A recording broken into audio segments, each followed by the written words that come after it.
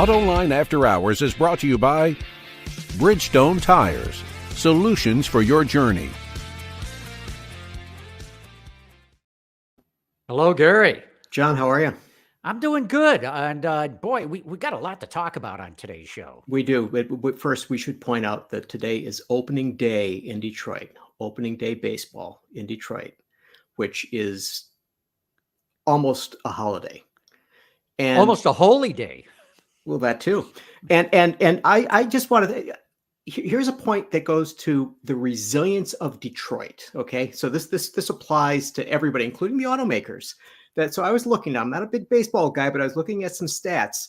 And in 2019, the Detroit Tigers set a record. Now, what might this record be, John? In 2019, they set a record. Boy, I'm going to say for the longest game played. Maybe that's in there somewhere, but they came in dead last. Of all the teams in Major League Baseball, the Detroit Tigers came in 53.5 games behind. Yeah. Now, the closest one was Baltimore at 49. And in the National League, it was Miami at 40. But see, despite the fact that the Detroit Tigers finished so far behind, even today in 2023, people are there cheering them on. Yeah, they are. And the good news for them is that the snow is not blowing sideways. It's actually not a half bad spring day. It's a decent day. So, all right, on with the show. Let's bring in our guest today. We've got Laurie Harbour from Harbour Results and Dan Carney from Design News. Good to have you guys on the show. Glad to be here. Yeah, thanks for having us. Look, as I said, there's lots to talk about in the show. Toyota making a major pivot. Reports coming out of Japan of how it's going to now get more into EVs. There was some interesting stuff that came out of the New York show. There's going to probably be a labor war in Detroit this fall with the UAW going where things are going like they are. But Laurie, we got you right now. We ought to get into some of the things that you'd like to talk about because you're really documenting big problems in the tool and die industry in the U.S. And I know Gary wanted to set things up before that too. Well, so basically, Laurie, so to provide the audience with a sense of where you're coming from, tell us about what Harbour Results does and who you work with. And I think that will, provide some color to, the conversation as we're looking at the struggles that the auto industry is going through. I mean, as last week's guests kept saying over and over again, it's not normal. It's not normal. And I think that you have an excellent point of view on that. Yeah, definitely not a normal scenario these days. After years of studying OEM efficiency with my father, Jim Harbour, I started my own business to focus on the supply base. So not just tier ones, but the tier twos and the people who support it. So we did do a lot in the tool and die industry over the last 10 to 12 years.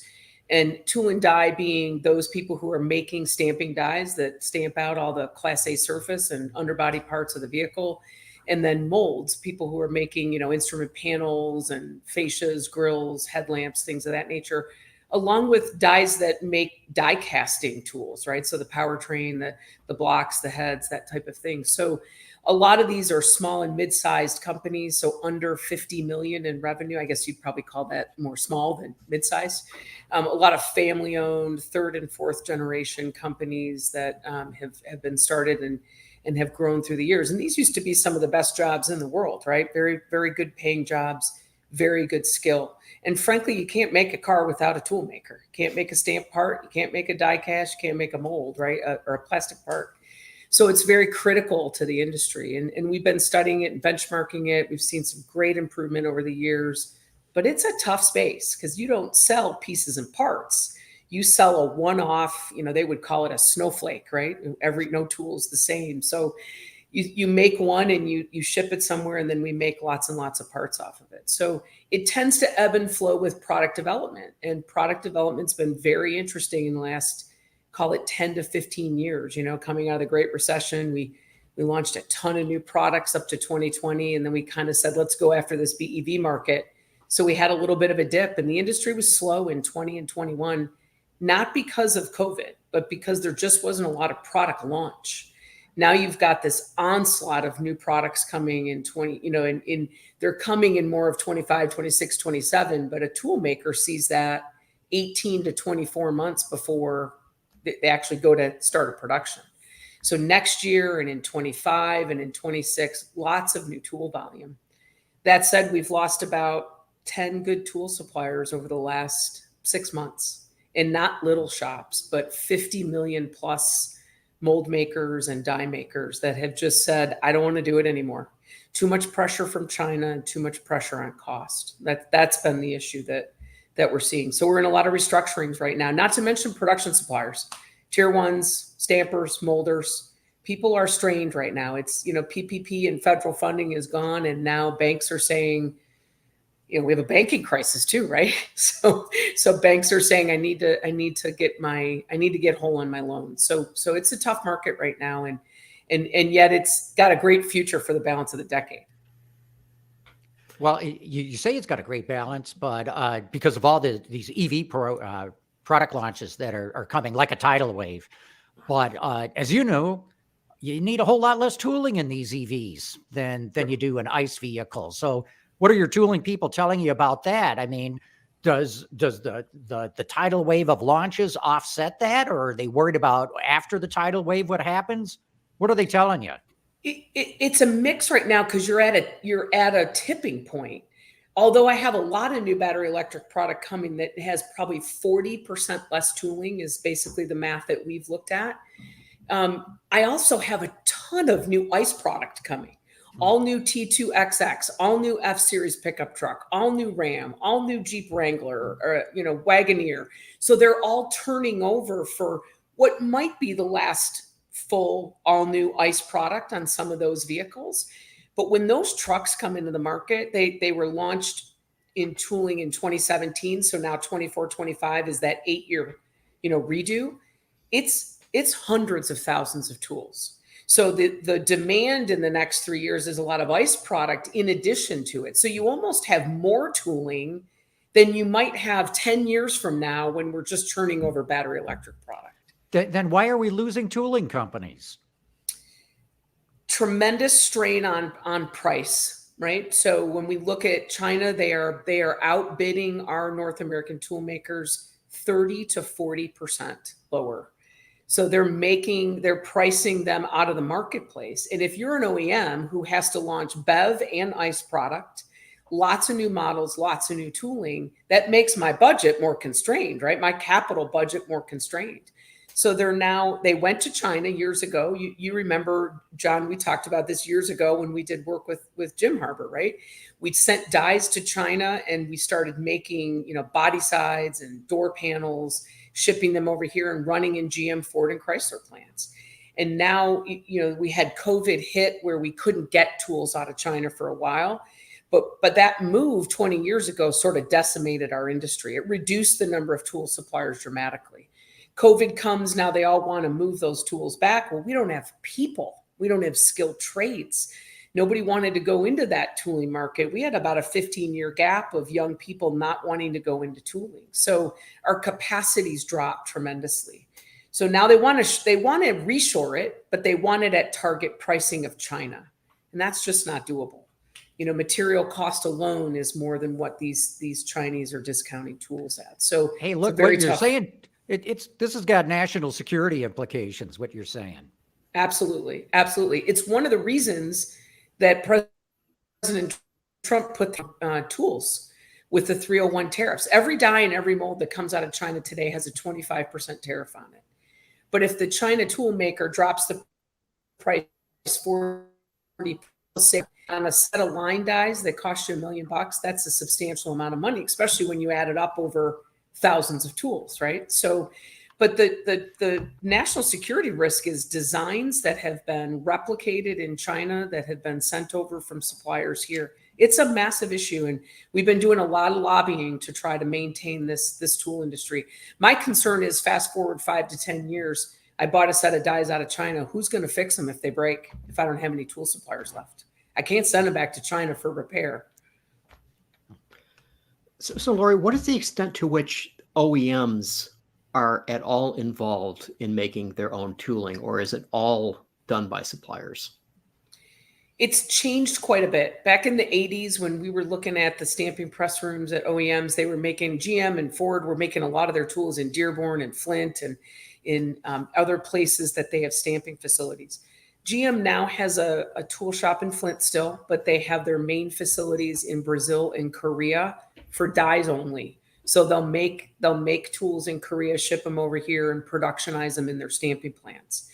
But it's primarily that, what I'm going to call the top 30 parts, right? Exterior, surface, Class A, underbody, critical, dimensional integrity. All the other stuff is coming from vendors. So General Motors would source a tier 1 who would then be responsible to source, a set of dies or a set of molds for a fascia or something from those suppliers anywhere around the world. So it's a much smaller percentage that's made by the OEM specifically. And in fact, Ford does very few in Dearborn anymore, and Chrysler Stellantis closed their Mount Elliott facility in Detroit and only has auto die out in Grand Rapids. How does that compare to, say, like the Japanese, European, Korean companies? Honda, Nissan, and Toyota all have their own die shops here in America and also in Japan. And again, focus primarily on those critical, body integrity pieces, the things that Honda and Toyota have always, preached to us about the integrity and standardization of their platforms. So they'll make those, but they're leveraging China just like all the other OEMs for the other parts that run at their Keiretsu suppliers. Hyundai Kia does a lot in Korea in their own facilities, and then facilities they've purchased that they own is what they would call their privately owned suppliers, but also leveraging their Korean base and China base. So and the Germans do a lot in Germany as well, right? They still have built big tool shops in Stuttgart and others for BMW for those primary Class A surface, and then outsource the other stuff. What you're talking about there reminds me of how the automakers got caught in the chip shortage. They didn't buy chips. It was their tier 1s that bought chips. And so they didn't have good visibility into their chip supply chain. Today they do, because they got decimated when the chip shortage hit. Sounds like they are exposing themselves to the same vulnerability with tools, at least the domestics. Absolutely. And when you think about the material cost of a car being 60-70% of the vehicle, that's a lot of stuff they're buying from vendors, that those vendors then source tools. Now, many of them have created tool groups that are for vendors within their purchasing departments. So they are trying to get more visibility. That's actually how we got into tooling. We worked for one of the major OEMs assessing their vendor tool suppliers. And then they're telling their vendors, here's 5 guys you can pick from. And the tier 1s don't always love that, right? Because they like to have some control over their tooling. But it's definitely a vulnerable position. And particularly, as I said before, what happens when we don't have anybody who wants to fix them? And a lot of people don't want to fix them when they get them built in China today anyways. They don't want to touch them. Too much risk. In what regard? Well, they didn't design the tool. They didn't build the tool. A lot of tools that are coming over from China are used with different steel specs than what we would typically use in the US or Canada. And so they get them here and they're not up to standards and they can't get them productionized. So then there's finger pointing about whose fault or whose responsibility it is. And frankly, it hurts the OEMs more because the shops over here are getting a premium for fixing China tools. So you ask a company like Rivian, for example, they sent a bunch of tools over to China for their first build of their first vehicle. They brought them back here and most of them had to be completely redone because they didn't end up to the spec and they didn't have the experience in Rivian to be able to manage and follow those tools. So how much did I really pay for those tools if I had to redo a lot of them? We often talk about total life cycle of the program. If I bought a set of cheap tools, but I ran higher scrap and didn't get the right cycle time and had a lot of downtime on my press, did I really save? Or did the total life cycle cost me more? Doesn't matter, because the purchasing buyer who made that decision is now on to a new job. And I mean, that's how Agreed. it works. They go for the cheapest stuff. And, we had Sandy Monroe on the show, as you know, a few weeks ago. And that's one of his famous sayings is just because you have the cheapest parts doesn't mean you have the cheapest overall design. Or Right. just because you have the cheapest parts doesn't mean you have the lowest cost. Right. I completely agree. It's that constant battle between purchasing and engineering and being able to manage the material cost. Well, not necessarily a buyer doesn't care what happens in the plant in terms of throughput and efficiency. And that's the challenge. Yeah. Jeez. Dan, does it surprise you what Laurie's saying about the diminishing number of people that are capable of contributing materially to the build of vehicles? It doesn't. It unfortunately, I think, is in keeping with a lot of large scale trends across industries between the United States and China. And a thing that I'm curious about, a trend that will affect this, and maybe Laurie has some things that she can say about it, is the move toward mega castings or giga castings, where there's going to be the need for this new capability to create these large scale castings, and there'll be fewer of them per vehicle, but there should be a pretty substantial investment in the creation of those, I would think. Absolutely true. That's part of my biggest concern for the die industry, right? When you take something like 1,000 plus stamped parts out of a vehicle by replacing it with, 3 giga castings, that not only eliminates my need to buy multiple dies, but all my automation suppliers to create weld cells to put these things together. Now, don't get me wrong, Tesla's brilliant. And the capital savings that does, just imagining the body shop. I haven't had the fortune of being able to see it, so I wish I could. But the savings from a capital perspective are dramatic, but that will definitely hurt our die industry. Now, on the flip side, who's going to make all these tools for these giga castings? The one of 3 very critical troubled industries today is die casting. If you ask any tier 1, any OEM where their biggest pain point is right now, it's tier 1 die casters and tier 2 die casters. So financial trouble, there's not a lot of them. There's a couple hundred of them, and there's probably 30 or so that are what I'd call a tier 1, like a NEMAC or someone like that. So when you start to think of the giga casting, you have to ask yourself, what do companies do with their own current transmission and engine plants? Do we convert them into those kind of giga casting plants, like a GM Toledo, right? Do I get rid of, when you talk about union negotiations, which you're right is going to be very heated. But if I start to go to giga casting, what do I do with Toledo if I don't need transmissions? So I think some of this, like Tesla, will start to become more vertically integrated. I think the OEMs will repurpose some of these facilities, but we don't have a lot of tool makers who can make tools of that size, of those giga castings. I've seen those in person, and they're pretty big tools. And, a die cast tool has to be rebuilt every 100 shots because you pour in coarse metal through it, aluminum through it. You have to remanufacture those things. And on those giga castings, it might be more than 100,000 shots. Now that's the cheaper portion of the tool, but it still has more cost associated with it. Laurie, have you looked into this Cadillac Celestiq, the hand-built $300,000 plus car that they're coming out with? They're using giga castings, made in Livonia, Michigan, of all places, too. But what really caught my attention, and this is what I wanted to ask you about, is they're 3D printing the sand cores. And I thought that was brilliant. And I just wonder if this is going to help for the shortage of tool and die makers that we have, at least when it comes to giga castings, if you can start 3D printing this stuff. Absolutely. It's a great technology to start with. As they, again, 3D printing is low volume anyways, right? So we're starting to see the real application of that as we go into this high mix, low volume world. And actually I have a couple tool makers who are doing some of the machining on some of those castings for low volume. One of my clients in Canada gets a carbon fiber for the Alfa Romeo, and he's machining that, and it's their whole front end. Right. So there's definitely opportunities in that space to take on more of the R&D and the 3D printing of those things. There's some new companies that are starting up to look at 3D printing of molds and castings in a way that provides more for this low volume market. So there's huge opportunities within that.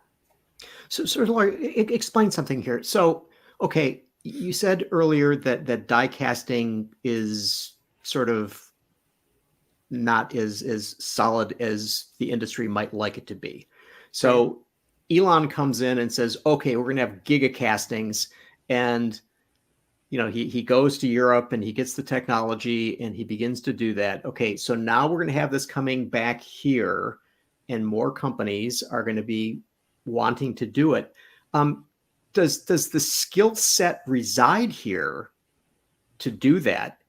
And are companies in the US sufficiently familiar with what the requirements are to make these giant tools to deal with the gigacastings versus, smaller things, bread box size things that they've been used to making over the years?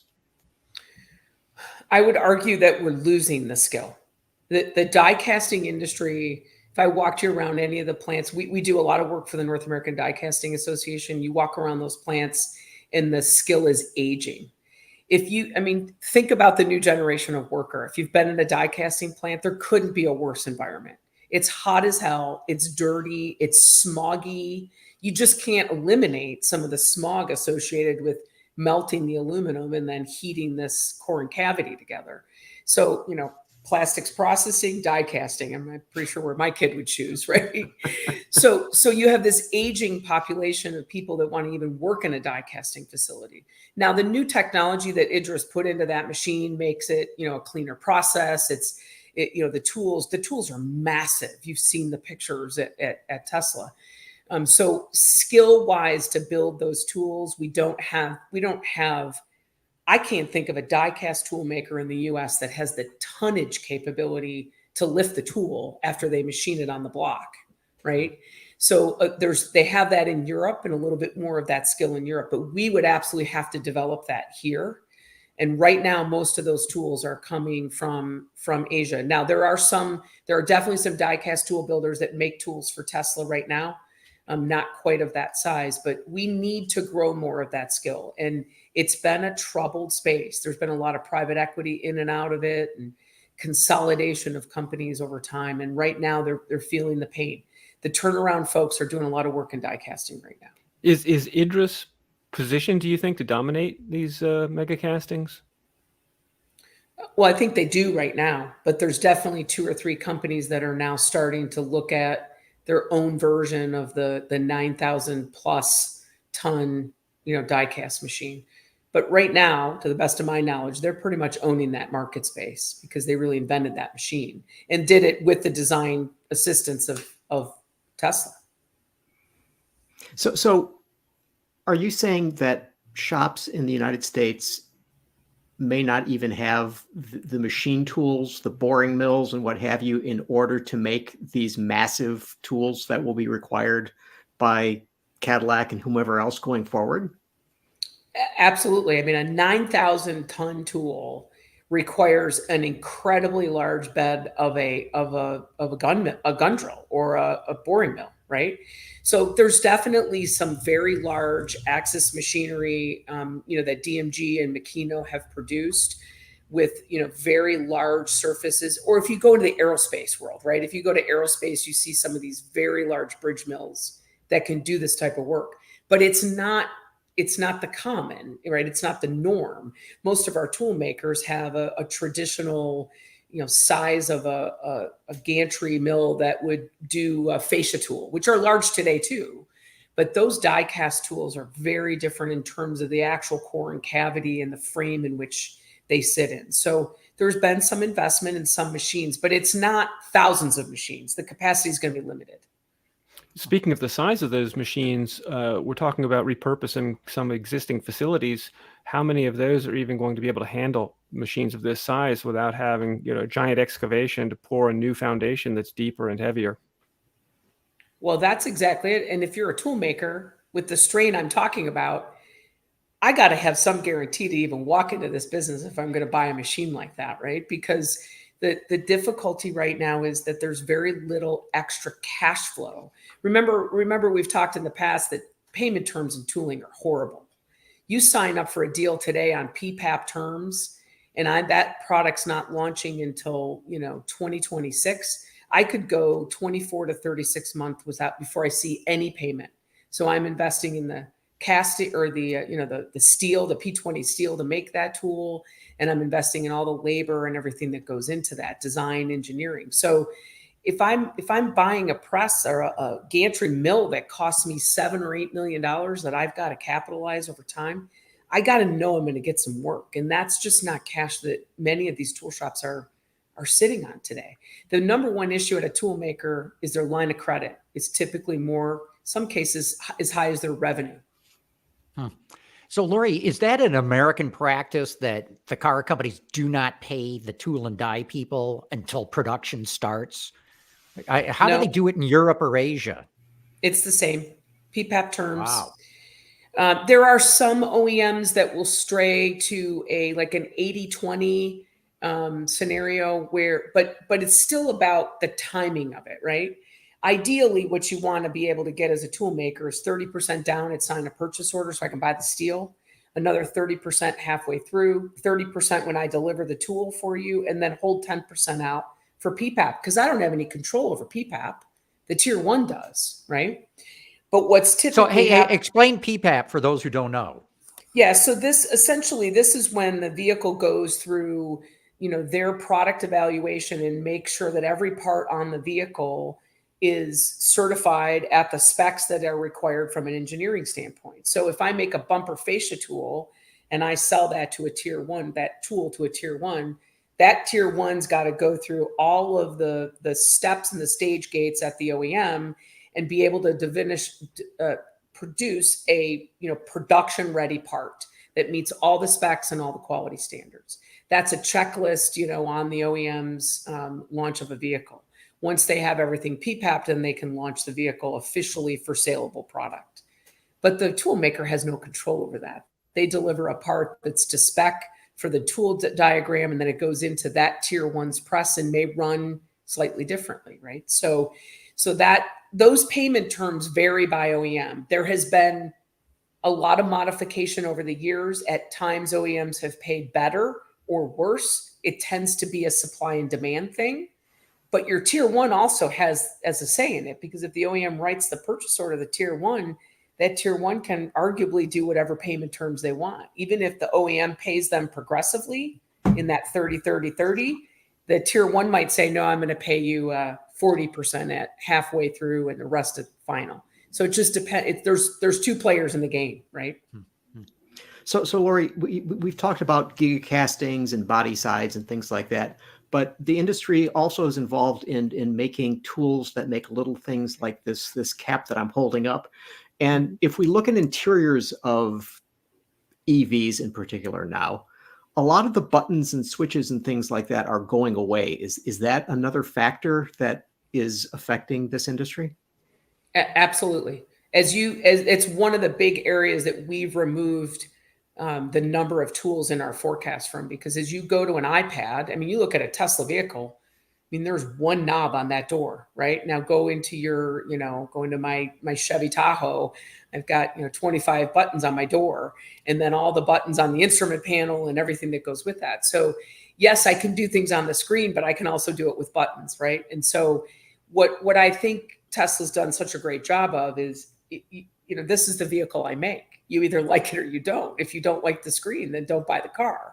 Whereas as you look at, like a Mach-E, they kind of started to do both. They took some buttons away, but put some back in because they're believing that their traditional buyer still wants buttons. The Mach-E volume knob is one of my favorite features on there. Yeah.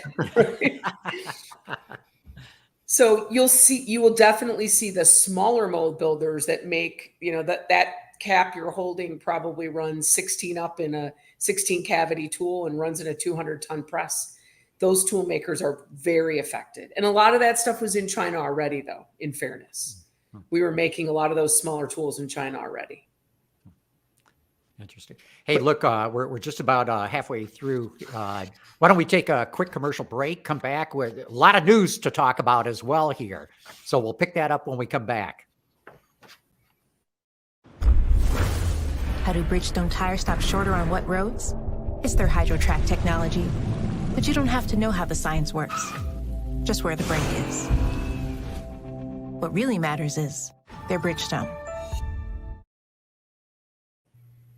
All right, we're back. And as I said, there's a lot of news today. I know one story that really caught my eye is got reported in Reuters. And look, we've been building up to this, but they really made it a kind of official today. Toyota is going to do a major pivot on EVs. You know, up to now, it's been saying hybrids are the answer, and we'll get to EVs at some point.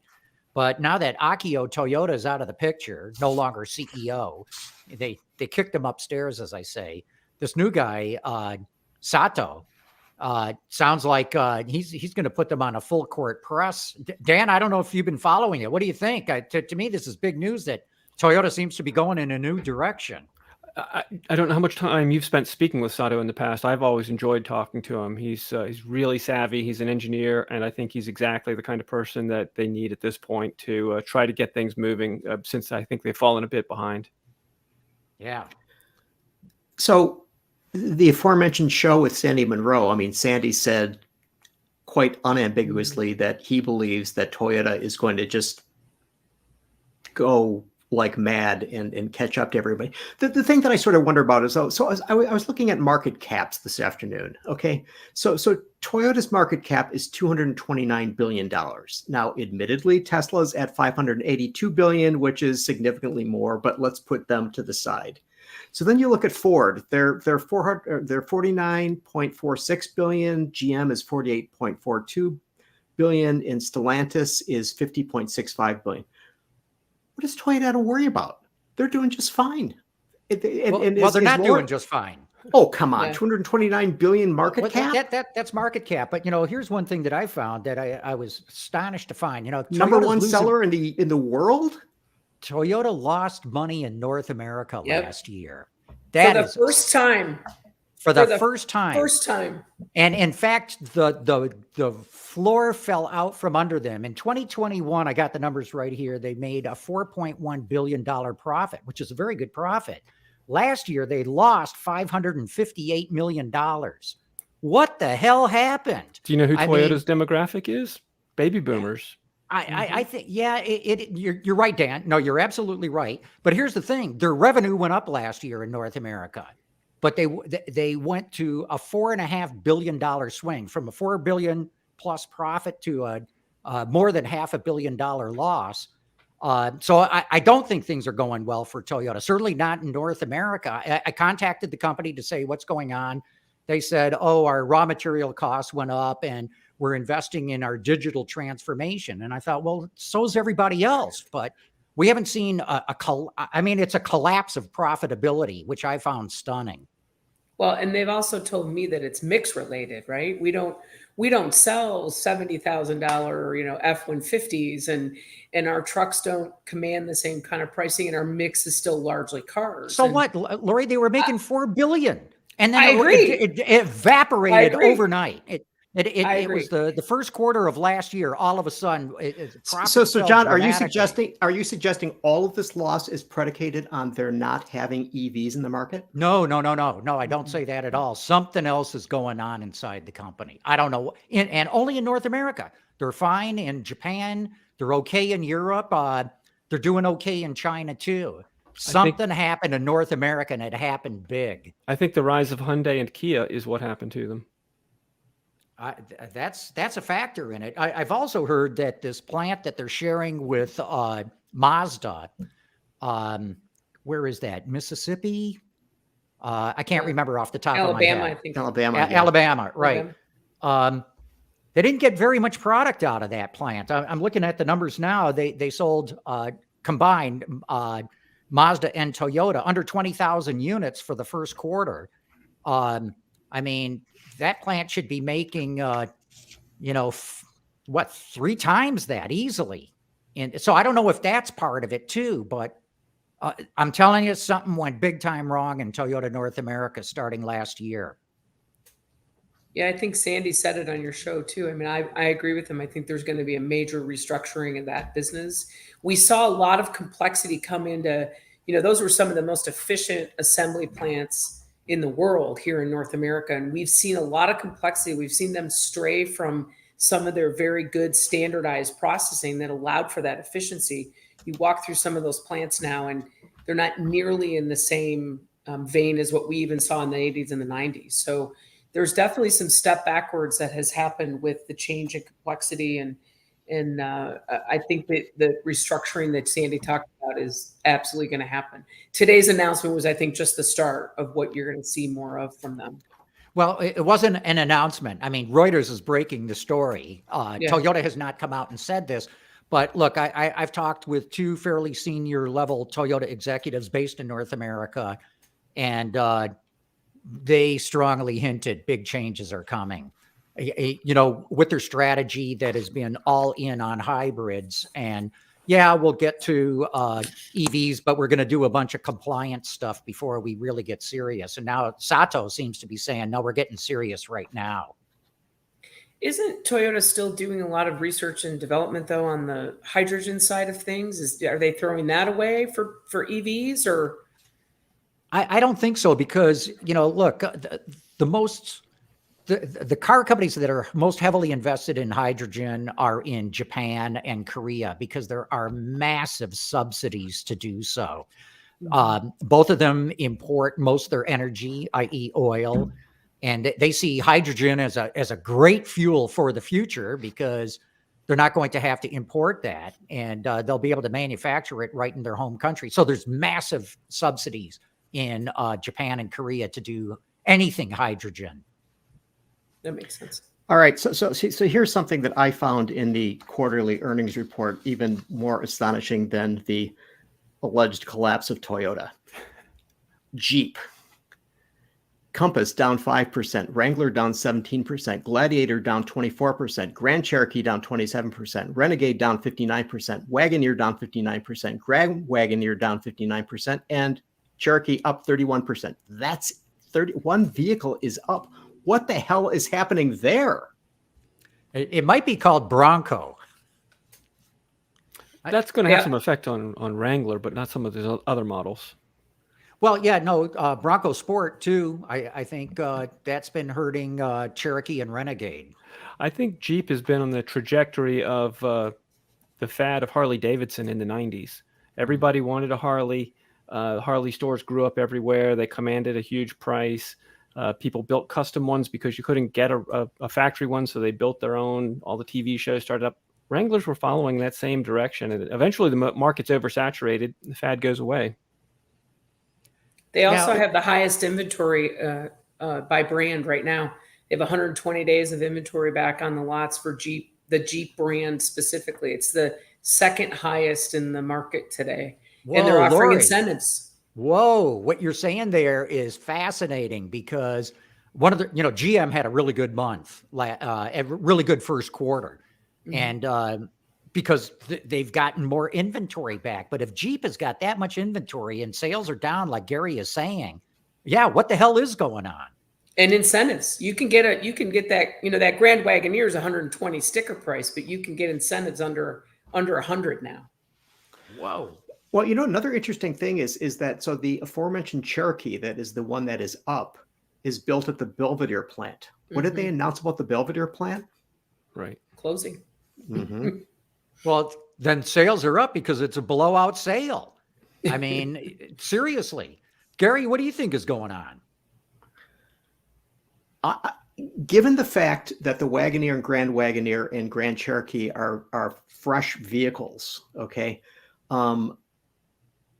I just wonder whether the brand extension is not working out so well, and that's affecting them right across the board. And then you add to it, as you suggest, John, the whole issue of Bronco being in there, and people now saying, "Ooh, I've got another fresh opportunity here to get my off-roading filled." So, it's got to be something. But I mean, those numbers are across the board, the biggest that I've seen from any OEM. Right. Again, the Kia and Hyundai sales are coming from somebody. Yeah. Good point, Dan. But, Gary, one thing that in what you were just saying there is, like I said, GM sales are up because it's getting inventory. FCA sales are down despite, like Laurie's saying, having some of the highest inventory in the business. So one other interesting thing about that from a supplier standpoint, so I've had more calls in the last 3 months from suppliers of the Jeep Grand Cherokee, die casters and molders, big tier ones, by the way, who are telling me, I don't know how to forecast this year because Stellantis's forecast for the Grand Cherokee is up 40% over last year. And if you look at IHS or AFS or LMC, they're all down at the levels that we would think that they should be at. So suppliers are being told by Stellantis, plan for 40% more. Forecasts are saying, no, it's about flat. So how do they plan? Because if they shut the plant down, we know what's going to happen to them, right? So it's going to be a tough forecasting year again when people are putting that kind of, merit and thinking they're going to grow sales that high, especially at the prices that they're. I just bought a Grand Cherokee, 80 grand. That's an expensive car. So, Laurie, I talked about at the top of the show, we got to talk about the UAW here too. And I'd love to hear what any of your sources are saying. I'd love to get your input too on this, Dan, because I'm predicting a war. We've got a union radical who has been able to get elected as president of the company. He's referring to GM, Ford, and Stellantis as the enemy. They're talking about how we have to punch these guys in the face. I mean, I don't need any more proof than that to say there is going to be a strike this fall. And in fact, some of the chatter that's out there is that instead of picking one of the companies like they normally do and bargain with them, and then the other two fall in line with that, the talk now is maybe they're going to try to shut all three down and target critical component areas like engines, transmissions, stampings, and just bring these companies to their knees. So are any of your supplier friends out there taking that into consideration when they plan what their volumes are going to be for the year? I wish. I don't know that these guys think about some of those things that affect them, especially down at the tier 2 level. They don't think about that type of thing. But I'm hearing the same thing you are, a three-pronged approach to attack all three of them at the same time and paralyze their volume. Absolute war, because what have the profits of these companies been through COVID? They've been so tremendously high. And until this year, we didn't see a boatload of UAW sharing, right, in the profit sharing piece of it. And they've been pouring. What do you mean? Money. The FCA or the Stellantis guys just got all-time record profit sharing. I mean, but 14,000. Right. But prior to this, in 20 and 21, we didn't do that. Yet they made a lot of money in those years. No, it's in the contract. It's a pretty easy formula. They get $1,000. I can't remember the formula off the top of my head, but they made good money throughout COVID. I get it, but the OEMs have made so much money on higher priced vehicles and no incentives, but they've been pouring it into R&D for battery electric product. I mean, that was the whole reason for Ford to announce the split in their earnings, right? But nonetheless, I think it's a war on wages and price. It's a war on hours. The big thing that we're hearing is this concern about overtime and hours due to the lack of people, the challenge to not have as many people in the plant. So they're asking people to work overtime. Not that they don't love the overtime pay, but people have a balance in that. So I think it's going to be an absolute war. And I know the OEMs are gearing up heavily with data. They're asking for data and information to support a lot of those activities already. What does that mean? I mean, the data, what are they accumulating? Just wanting to understand how others are doing it, right? When you're sitting with inside a Ford Motor Company, yes, they're sharing a little bit between GM, Ford, and Chrysler, but what are the Japanese paying? How have they increased wages in their plants in the South? What are we seeing in other UAW tier 1 related companies and in other non-UAW but union facilities? So just trying to gather intel. It doesn't always point to a valuable thing for them, but they're just trying to gather as much wage data as they can. Right now, you've got plants in Detroit and Ohio and others for UAW, plants that are losing people to other industries that are paying high wages. Remember when they put in the tier 2 wage of 14, I don't remember exactly what it was, $14 an hour. And you have in some plants, not many anymore, but in some plants, people making less than they could make at Amazon right now that wants to pay 25. Or I've got a Yangfeng plant near me in Michigan that's starting wage for a plastic injection molder who's never ran a machine ever is $27 an hour. So if I want to work in a UAW, if I see the UAW and the benefits that come with that, I may choose that position, or I may choose something like, delivering an Amazon package if I don't want to work that hard, kind of thing. So it's a new competition for labor. So I think you're going to see a lot of pressure on wages and hours, and maybe not so much benefits of healthcare, but certainly within the wage side of things right now. Will that wage data be of much value with a negotiating partner who's determined to punch you in the face and have a war? Probably not. Probably not, right? I mean, that's the challenge. The other thing you have to remember too is all these plants that are being launched for battery electric vehicle also require fewer people to put together, right? And no contract can change that. Right. And, John, your point about, what you've been saying about Tesla and the revolution of this assembly line and the amount of people that will take, that the change in the amount of people that will take, again, that's not tomorrow in a GM plant, but as we move forward in the future, labor is the hardest commodity to get today, right? And still a lot of the younger generation not choosing manufacturing as a field of work, regardless of the wages. And so as you look at that and you look at the complexities of high mix and low volume in an assembly plant, that requires in some cases more people on a F-series line, but not on a Tesla line or on a Mach-E line because of the lack of the quantity of parts. So if we change our assembly process, that could mean fewer folks. And that's part of what I think the UAW also has in their concern pool is, are we going to have fewer people just because we're getting more efficient and because we have fewer parts in the car? Well, Laurie, I'm just wondering, so if we look at what car sales were, and John, what was it last week? We heard from LMC that Jeff Schuster was saying they're thinking maybe 23 will be a 15-year, Right. 15 million units sold. But, if you look at the installed manufacturing footprint, we're capable of making 17 million, right? Mm-hmm. Oh, way more. Way more than that, actually. Let's just. Okay, for argument's sake. Just for argument's sake, we'll make it easy. 2 million will be basically not being manufactured. So, I mean, how do you deal with that situation? I mean, forget Tesla, forget everybody else. I mean, right now, if you just take a snapshot of what the industry is and what it's like to be for the remainder of the year, I mean, there's a lot of stuff not being built that could be, right? Right. And we're opening new plants.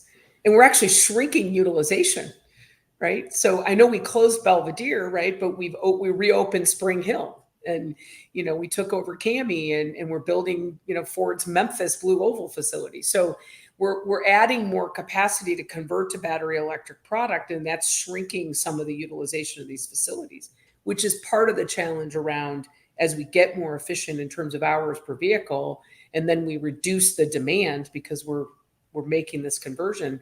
Now I have more plants with a separate group of people, all of which are not necessarily filling capacity. So it's this transitional time frame or decade of how we get to battery electric, how the infrastructure allows people to want to buy them and the cost to buy them, and when that ramp up and down appears. So, I mean, are we gonna move UAW people down to Memphis for Ford's plant, or are we gonna hire all new? Good question, obviously. So you're talking about as we become more efficient. Now, arguably, your dad was the guy who basically defined what efficiency would be in manufacturing operations, and so over the years, I mean, as we've watched this, there have been ebbs and flows in efficiency, and there have been consistent differences between OEMs and then even within OEMs, specific plants being more or less efficient. So, why do you think there'll be a greater efficiency overall in the industry that would have an impact on labor? Well, I mean, the actual reality of it is that many of the plants have gotten less efficient because of complexity. As we've gone to high mix and low volume, it has created so much complexity in the plants that we're not making, the days when we kicked out Taurus and Sables in Atlanta for 16 hours a vehicle, that doesn't happen today. They're much closer to 28 and 30 hours a vehicle in terms of the level of complexity. But everyone is, because everybody has added that level of complexity. But we're still improving processes and doing things within our body shops and our paint shops to drive out and eliminate waste. We're still very focused on lean manufacturing in these facilities. So we're moving people, we're redirecting people into different areas of the business. But I'm also dropping demand in some of these facilities. I mean, imagine last year, or I should say in 21 and 22, 2020 and 21, when we had to shut plants down or we had to slow tack time down because we didn't have parts to make the cars. And we were managing them in different ways. We were open on some days, closed on other days. We had different unique patterns, but we still had all the labor and all the costs because we didn't necessarily send people home. So there's a transitional period on this labor side. And I think the UAW is thinking, I'm signing a contract for the next 4 years. I've got to get positioned now for what the change in this future looks like, because it's nothing like we've ever seen before. This recession we're walking into is nothing like we've ever seen before, right? Yeah. Hey, as we got to change topics a little bit, although it's a nice segue here because fresh new product solves a lot of problems, or it usually does. Dan, I'm just curious. We saw a much diminished New York Auto Show this week. I'm just wondering if there was any new product that came out of there that caught your eye, or any other new product that you're aware of that's caught your eye. Yeah, I think the Kia EV9 looks very promising. I think that'll be a sweet spot of the market once it matures and families are ready to go full EV on their family crossovers. Mm-hmm. Why do you think that one could really resonate with them? Well, their ICE model is doing really well right now. It's their design is doing well. Everyone likes the way the Kias look, and the Hyundai Kia group seems to be firing on all cylinders, to use an improper metaphor for an EV. It's to that point. I added up the Kia and Hyundai sales for the first quarter, and it came to 382,000 and change, and it's actually ahead of Stellantis, which is at 367 and change. Oh, Gary, that's stunning. So I was quite surprised about that. And they just announced the Hyundai Group is number 3 worldwide last year. Right. That's right. Behind Toyota and Volkswagen. Right. Yeah. John, there's another number that I've got to say, because you've been highly critical of this vehicle, and I think it deserves some props. Uh-oh. The Volkswagen ID4. I agree. No, they had decent sales. So the ID4 had 9,758 units sold in the first quarter. The Mach-E 5,407. Right. So no, I just got to give it up to them. Yeah, no, I agree. Although, Chevy Bolt, damn near 20,000. Yeah. But here's part of the thing too, in a normal situation, we could say, oh yeah, Volkswagen is kicking Ford's ass, but a lot of it right now is who's got availability of what. So, one thing we also have to keep an eye on here is who's got what amount of inventory, because with the exception of Jeep, that seems to be affecting everybody else. But why 2 years after its introduction are we still constrained on Mach-E? Well, look, the industry is still pretty much constrained on almost everything. We all talk about the chip shortage, and that's well known, but it's more than just chips. There's shortages, and they pop up every now and then. They get that smoothed out, and then something else turns out to be a shortage. And there's also situations with, like, talking about why there is not numbers that would be expected. The Ford Lightning having to go out of production because of battery fires, which is something which is not typical of this industry, right? I mean, you never heard of a line being shut down because the gasoline started spontaneously combusting in tanks. So Ford had to grapple with that as well. So that we got to sort of take that into account. But they were bragging so much about how they were number 2 to Tesla in EV sales. we got to give it up to General Motors now. They're number 2. Right. For this quarter. Yeah. It's going to be fascinating to see how these things ramp up. And look, the winner is going to be the one who gets the parts to build the cars. Want some ID4 trivia, John? Let's hear it. Best-selling EV in Ireland last month. And Dan Carney would know. Yeah. Hey, look, props to them. I wish Volkswagen a lot of success in what they're doing. I was surprised just because it's kind of big for that market. Yeah. Yeah. Would have thought maybe a smaller one. I just got out of test driving an ID4 again. I think it's a decent car, but I wasn't wowed by it. I am wowed by the Hyundai and Kia EVs. I think they're off to the races. In fact, because their buyers are more likely to cross shop with Toyota and Honda, I think Toyota and Honda better be really careful here because, Hyundai and Kia and Genesis, I'll throw them in. I just got out of GV70 electric and really impressive vehicle. So yeah, the Hyundai group is doing a pretty damn good job with its EVs right now. Yeah, I just drove the Ioniq 6 last week, and it's an impressive piece of technology. Mm-hmm. Mm-hmm. So what do you guys make of Tesla's sales going up 4.4%, even though they had price cuts, which were more severe than 4.4%? I feel like Tesla. Go ahead. I feel like Tesla can't do anything wrong. I don't know. I mean, no, they've done a lot wrong. Don't get me wrong, but to me, it's a marketing engine. It's like Apple. It's like there's so much interest in the product and in the brand, and especially among the younger generation. I mean, right? We probably all have kids who are looking at a Tesla going, "God, I really want to have one of these." So I'm actually shocked by. I actually learned a ton on your show with Sandy because I didn't have in my head that Tesla was going to outpace GM by the end of the decade. That was one of those wow moments for me. Well, that's what Tesla says. That yet remains to be seen. But Gary, the point that you raise is a really good one. Tesla cut prices pretty significantly, and yet their sales only went up 4% in the quarter, which makes me wonder if they had not cut prices, would sales have gone down? Mm-hmm. And what would that have done to the stock? So yeah, this is going to be something that we really got to keep an eye on is why did sales go up so little with such significant price cuts? Was it the Reuters report today about the in-car video? Did you see that? Yeah, I don't think that's it. And if the viewers haven't seen that, there's especially in Europe concerns of privacy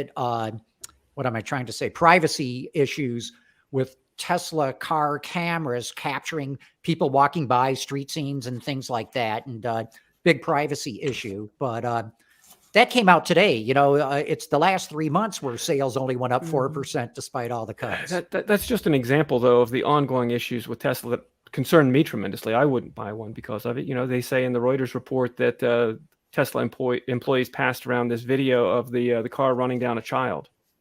Insane. Right. Yeah. So Laurie, since we have you here, I want to ask you a question.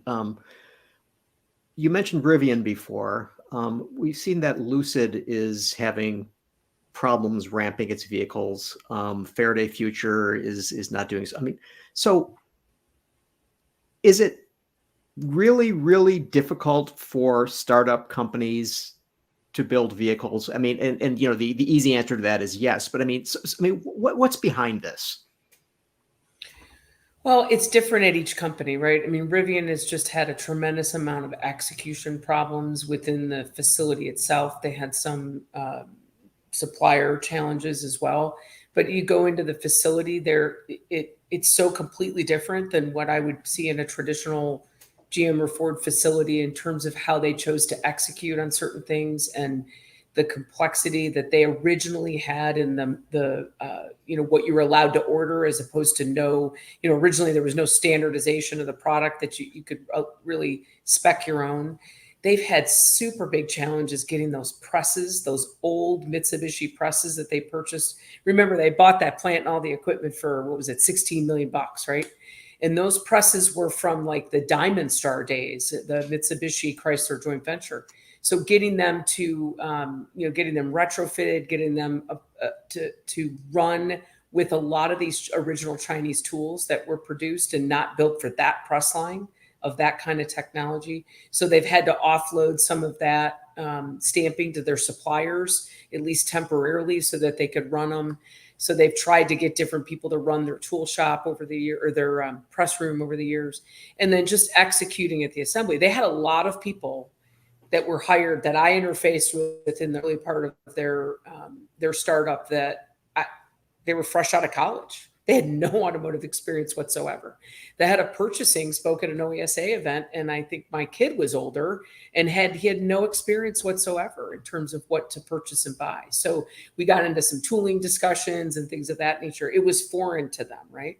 So there's been a series of misfits in some of those cases. I think Lucid's is a little bit different, had a little bit more funding challenges initially, and now they've got some good backing, from the Saudis, and I think things are starting to move a little bit faster.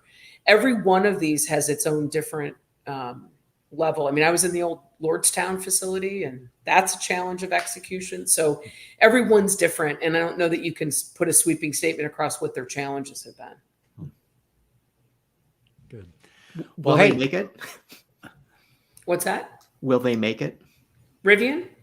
Or all of them? I think Rivian and Lucid for sure. I'm very positive about those guys. I struggle when I get much further beyond that, even with a Canoe or those I worry more about. I don't think Amazon's going to let Rivian suffer with the kind of investment they have there. Good point. Hey, look, we're at the top of the hour. Time to wrap this up. Want to thank both of you for coming on here. Dan, great getting your insights. Laurie, yours as well. Glad to be here. Thanks for having me. Well, good. And Gary, I'll be on vacation next week. So, we will I cannot wait. As much as I love doing the show, I cannot wait to get away for a while.